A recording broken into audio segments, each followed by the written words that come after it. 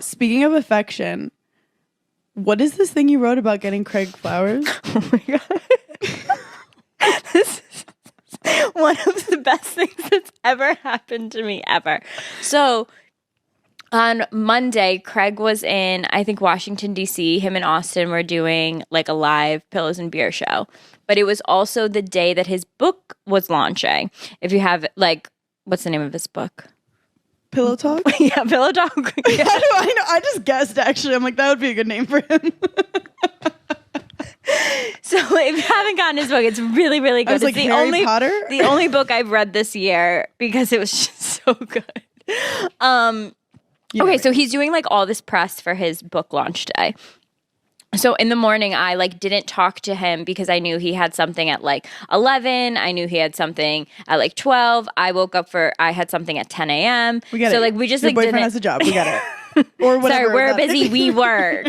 No, so I didn't talk to him until like after his last like press interview, which was with, I think like People Magazine or like Us Weekly or something. So he FaceTimes me and he goes, "Wow, thanks for the flowers." And I was like, "What?"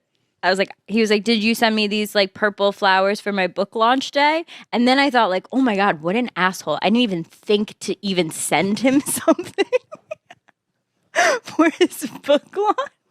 So there was a split second that I was like, should I just say yes? But I was like, no, I didn't send you them. Like, is there a card? And he was like, well, let me look. He like opens a card, nothing written on it. And I was like, oh no, I didn't send it. Like, didn't think anything of it. And he was like, well, I just did a People interview and the guy rang my doorbell in the middle of the People interview. And so I just got up and got it and said, oh, Paige got me flowers. People ended up writing an entire article about what a supportive girlfriend I am because in the middle of his interview, he got flowers and I didn't send them.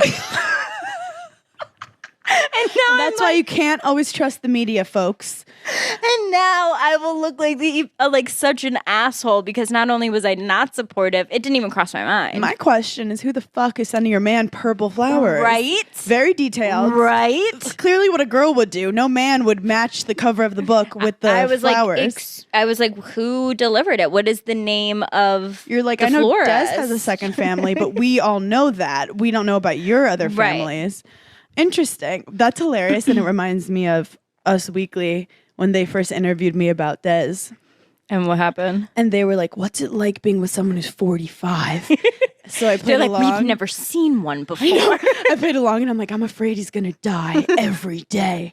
And we like laughed, but like I was whatever. And then the headline came out and it's like, Hannah Berner, afraid fiance is going to die. And I was like, you motherfuckers!